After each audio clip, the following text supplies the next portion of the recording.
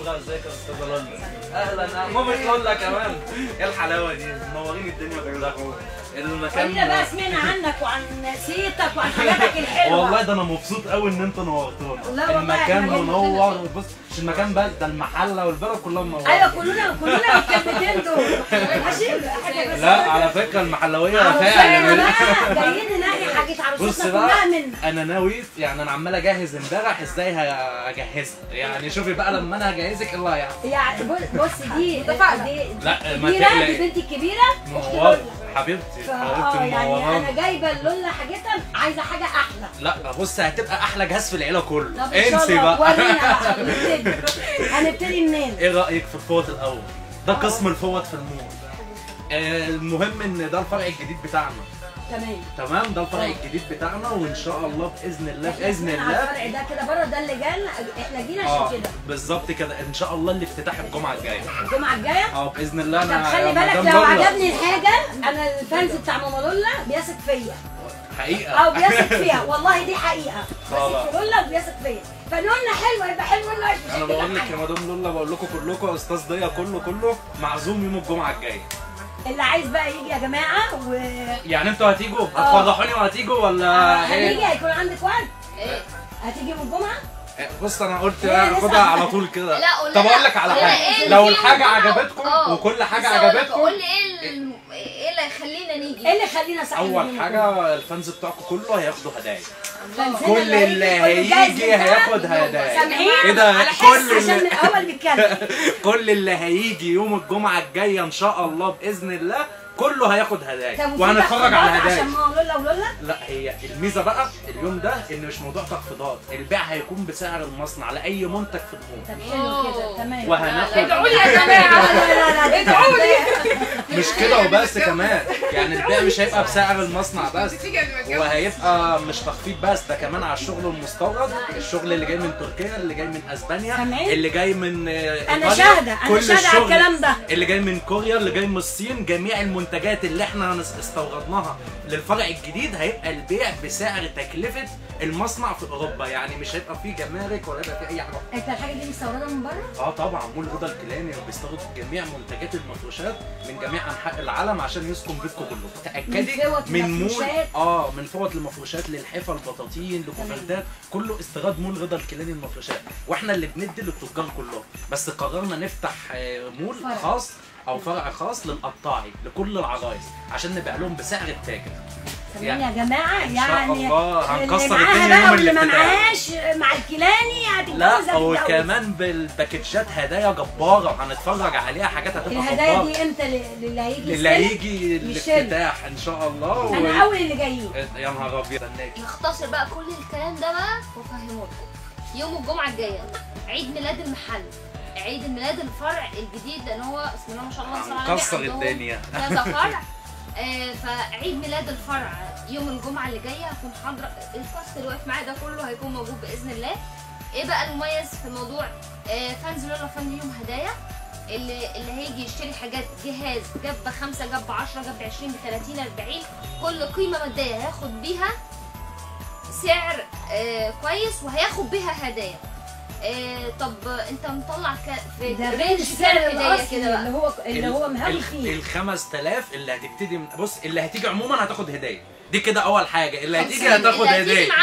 دي تاني حاجه اللي هتاخد في باكج 5000 هتاخد هدايا جباره، اللي هتاخد ب10 فيما فوق هدايا، و20 فيما فوق هدايا اعلى، طبعا مستويات الهدايا هتعلى، وكمان 30 فيما فوق هدايا اعلى واعلى. انا هاخد لبنتي ب20 هتاخدي هدايا جباره. يعني ده مرياله وفساتين مطبخ انا اخد ب20. ده انت هتاخدي مرياله وهتاخدي حاجات كتير قوي وكوفرتات وهيصه. لا هنتفرج عليها. حفا وبطاطين انا مبدئيا انا خدت ده. انا خدت البشكير ده. انت عارفه ده فرنج كام؟ ده يعني شايفين الجوده وشايفين ما شاء الله المقاس كمان متر في مترين، شركه اسطنبول بشكل، شايفين الجمال؟ شايفين عجبني اللون اصلا كمان. لا ومتاح منه الوان كتير جدا، يعني العروسه مش هتيجي تاخد اللون ده بس، شايفين الالوان يعني ما شاء الله. والله بسم الله ما شاء الله على الخامه بتاعته. طب شايفين بقى الهاند ميد؟ لا الخامه بصي كده الهاند ميد يا منى، شايفه الجمال؟ لا والله شغل جامد، والله شغل جامد.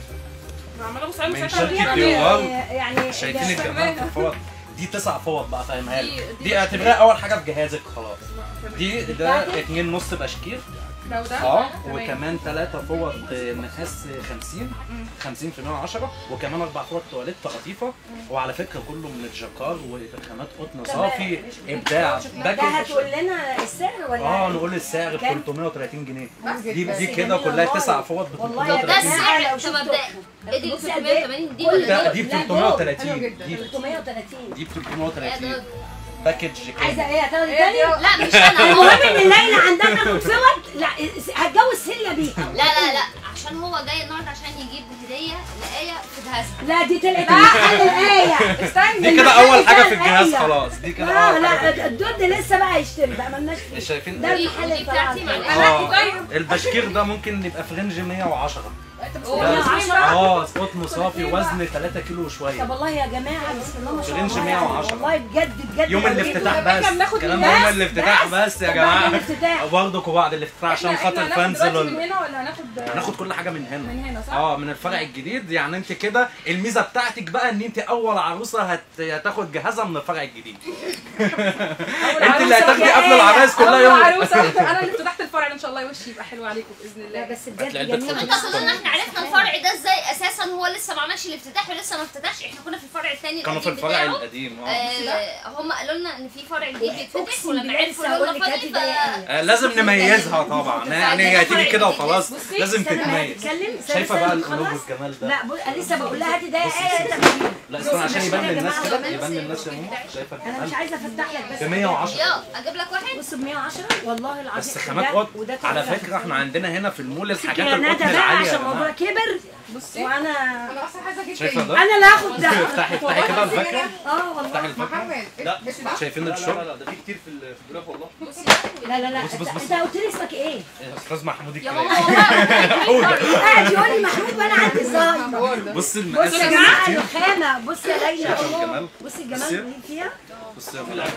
شايفه بس انا الشغل. بالنسبه لي بحب الفوط الناشفه اللي هي تقطع وشي دي. ما بحبش الفوط لا ده بقى من خامات حد يختار يا القطن محمد هيجيب البامبو. لي. لا تعالي انا طب اعرفك يعني ده ميزه. من اول مره اعرفك أول كده. اعرفك حاجه في الفوطه دي. الفوطه بتاعت شركه اسطنبول او الفوط اللي قدامك دي من خامات البامبو. طب يعني ايه خامات القطن انا لسه البامبو؟ اقول لك خامات خامات القطن البامبو دي اللي هي ضد البكتيريا ضد الحساسيه. الناس اللي ضد عندها الكورونا؟ حساسيه ضد كل حاجه. معموله كمان متطبقه اوعي كده انا متطبقه بدرجه حراره عاليه جدا عشان الكورونا عشان الفيروسات. شايفين الجمال. شايفين الخامه الامانه اصلا. الخامه يا جماعه جامدة. اللي هيسال يا جماعه هي جامدة. فين مامة آية ما جاتش معاكم ليه وانتوا بتجهزوا؟ مامتها اخوها الصغير بيمتحن وهي قاعده معاها في العيش فوكلت ماما بالموضوع. وبعدين كمان وهي ضياء وانا مش مامتها ولا ايه؟ هات يا ابو اميره. وكمان ضياء يا جماعه فاجئني عشان هو لسه نازل. الفوطه دي فاجئني ان هو عاوز يجيب لي هديه فانا بصراحه اخترت الموضوع ده. بصي هيجهزها يعني ان شاء الله. ضياء عايز يجيب لي هديه في جهازي فانا قلت بس هجربها. خلاص هو جاب لك فوطه اهو زي الفوطه كده. لا اتنين طب خدي دي بسرعه خدي لا دي. دي استنى اما اشبك في البيت. بصي دي عايز أقول لك إن العرض اول هو- امبارح يا جماعه مش عارفين احنا نقعد هنا للصبح. هي عايزه ما واحده. شاء الله هنا اكبر صاله عرض للفوطه في مدينه المحل. سيبهم ما شاء الله. الله. بص الخامه كمان.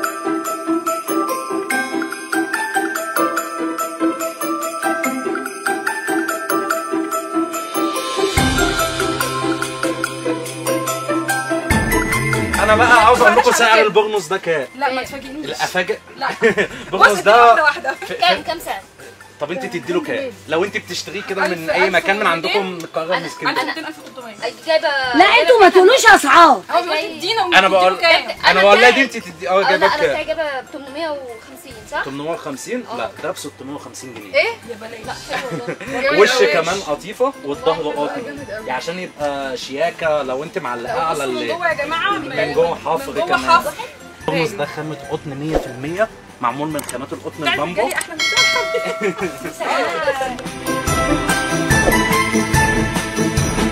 موجود فوق الكاش مايو موجود هفرجك ده المول لسه ما دي فوطة طب بص صغيرة. الفوط انا مش دي. عارفه انا هو انت اللي هتجهزي ولا انا اللي هجهز؟ انا وانت واحد. طب بص بقى المفاجاه دي بص الفوط دي فوط الاطفال بص العسل ده. يا سيلي يا روحي يا جميله. هاتي دي بقى السيليا. ولا عليك.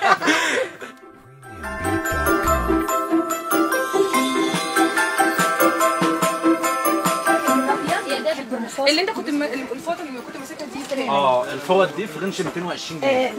مش ده الاثنين العريس والعروسه ولا ده لا ده مش كده وبس، مش برنسين بس واربع فوط. طيب ما انا عايزاك تشرح لي البتاع ده. بصي ده كده برنس للعريس وبرنس للعروسه، بالاضافه كمان ان معاه فوطه بالشكل الجميل ده، ومعاه فوطه كمان بالشكل الجميل ده. شايفين الجمال؟ كمان الفوط دي الفوط الكبيره المقاس الكبير، طبعا خامات القطن البامبو اللي عرفتك عليها من شويه، اوعي تنسي اللي ضد البكتيريا اللي ضد كورونا. ده يا جماعه ضد كورونا.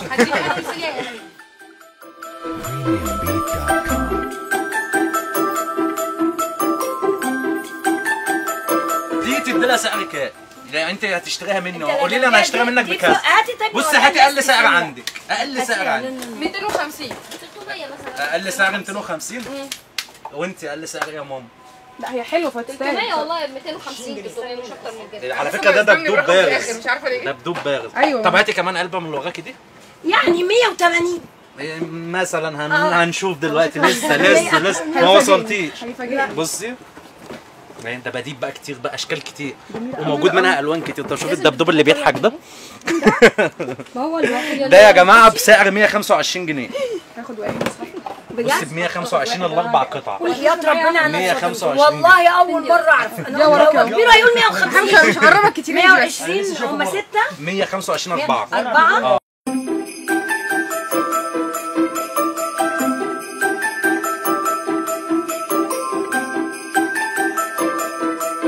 كمان يا جماعه الميزه ان السعر ده اللي ب 125 جنيه لان هو انتاج مصنعنا. ده انتاج شركه الكيلاني، انتاج مصنع الكيلاني اللي هو مصنعنا يعني.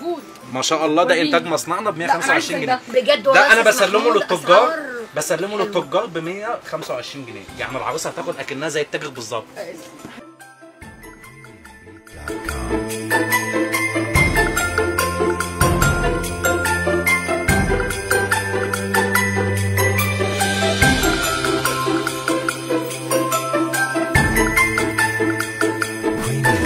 المفروض يقفل الفيديو بقى ويتعامل في المحل ده. شوف ايه لا ما تشغليش بالك براحتك. اياك الاقيك في الافتتاح بتنزل على المكتب. لا هو الساعة هو الساعة ضياء.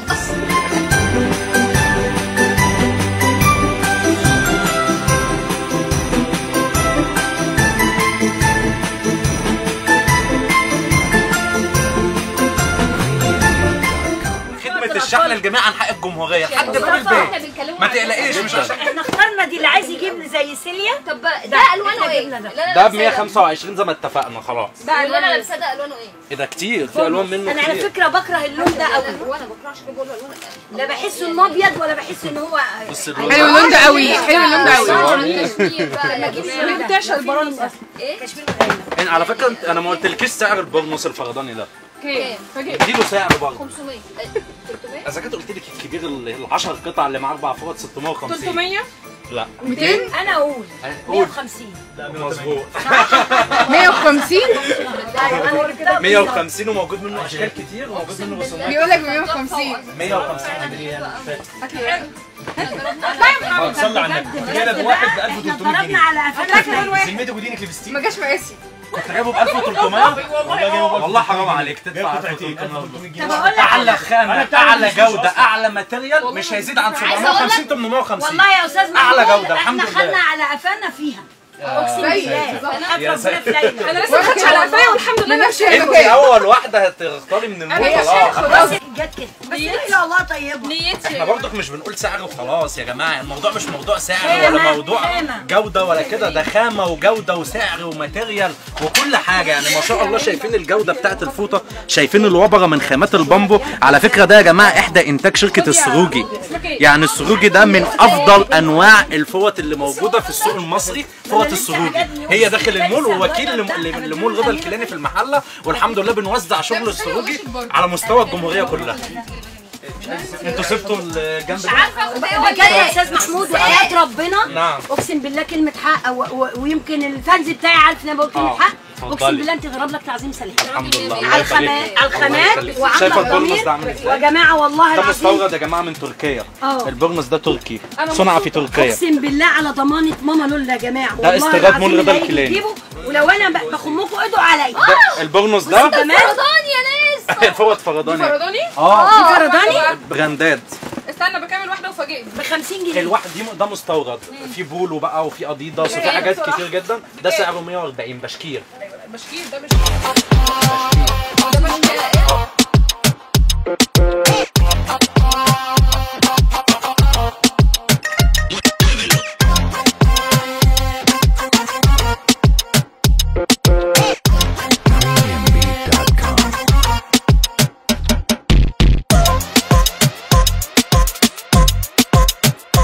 شايفه الجمال عامل ازاي؟ بصوا يا جماعه وموجود بقى الوان كتير جدا. اقسم بالله ألوان حتى كتير. ربنا لو هاتوا ولا كنت لقيتها وحشه. لا، ازاي؟ ده كنت عامله لك دعايه وحشه قوي حتى ربنا. بصي لا بصي اللون ده يا ليلى، بصي اللون ده انا عامه في الفيلم. انا اللي مستورده ده. انا لسه مش هقول لك عليه. انا مش هقول لك ده عليه. 190. مش هقول عليه.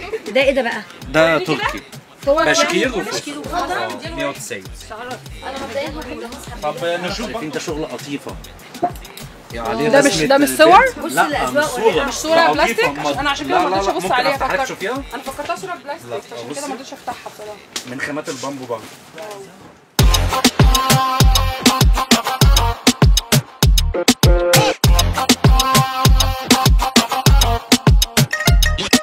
الجمعه انت احنا هنكون موجودين باذن تمام؟ الله نستناكم. عارفين ليه هنكون موجودين؟ لان انا بجد انا عندي ثقه ويقين ان احنا نطلع مننا بجوائز منكم، لان احنا عرفناكم بجد على الفرع ده الحمد لله. خامه واذواق، وانا سهل احنا مش هنطلع خالص، احنا هنجيب حاجه ايه كلها وهجيب حاجه هنا بنتي انا عندي كلها. التجهيز جميله. تجهيز العروسه من بصوا. الابره للصاروخ في مجال المفروشات. احنا بتوع مفروشات بس، احنا العروسه انت اللي الصاروخ. عاوزه. الحمد لله احنا الصاروخ هو اللي الصاروخ معديين بصراحه في الدنيا. الاسعار وفي الخامه وفي بس الرقه وفي علبة فوطه زي الاشكال. دي في رينج 230 جنيه. شايفه ما شاء الله من اجود الأربعة؟ الاربعه من بصوا، اجود انواع معلش يا استاذ الفوط. محمود انا بس عشان ايه انت فتحتي لي اه. المحل كله مش مشكله. معلش بقى عشان اللي شايفة الجمال؟ هيجوا لك يوم الجمعه انا بصي متاكده ده كتير. قطيفه، حطي ايدك كده بصوا. عليها. دي اه. قطيفه مش رسمه بصوا محطوطه الخامة. بلاستيك ولا كلام جدع من ده. مصطفى. بصوا بصوا يا جماعه بجد لا مفيش اطرى من كده. طب بصي العلبه الجديده دي لسه مدخلينها علشان الافتتاح. ما شاء الله لا ستايلات بسم الله ما فظيعه. شاء الله بجد ستايلات الله يبارك لك. تشكيل واسع جدا من جميع انواع الفوط. مش هتلاقي في اي مكان في البلد كلها زي مول رضا الكريم في الفوط وبقيه أنا التشكيل. لسه لسه في بطاطين والحفه ما احنا لسه طالعه مكان والله بجد هنقول لكم عليه مفاجاه. احنا بجد يعني احنا كل ما زلنا لا الكيلاني وفرع الكيلاني ما كنتش متخيله رقم واحد في مصر. الحمد لله أنا رقم أشهد واحد لك. في مصر. انا اشهد لك بانك رقم جوده واحد في مصر. وخامه وسعر وماتيريال وخلوا كمان. والله يا باشمهندس انا اشهد لك بده. بص يا ماما خلي العملاء يدخلوا على ريفيو الصفحه. انتوا عارفين عندنا الامهات يا ويدفعوا. جماعه بقى البنات ما بيفهموش، بس انا جهزت الليله بس كلت على قفايا في الاسعار. اه والله بجد. يبقى ما جيتي ليه؟ بس ما جيتلكش لا. لا انت كده. بس انا ان شاء الله إن شاء باذن الله الله. والله مش هنطلع مننا إن شاء هنجيب الله. حاجه ايه الحمد كلها. لله زي ما قلت لك الماتيريال وكل حاجه والستايلات ودايما بنختار صيحات الموضه سيبي العالميه. ركن البتاع ده وحصلي. تعالي. ده لسه في.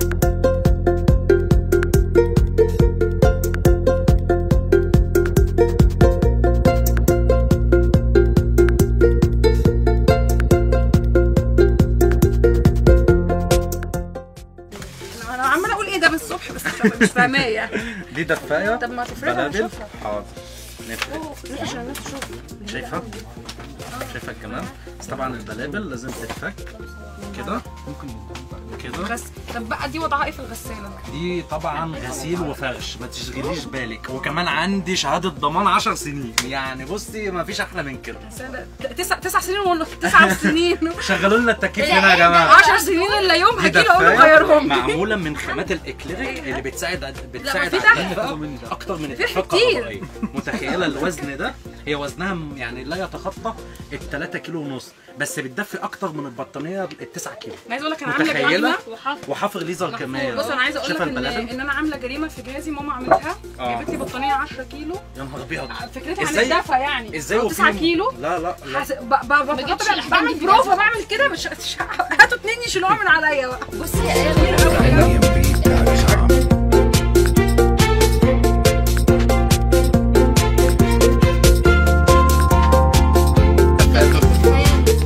نفتح الكرهات دي نفتح. ايه نعم يا دي جميله قوي. دي 3 قطع بقى. والله أنا مش الميزه اللي عاملة دي فيها انها 3 قطع. 3 قطع ازاي يعني؟ يعني معاها خدة فضية. 2 خداديه.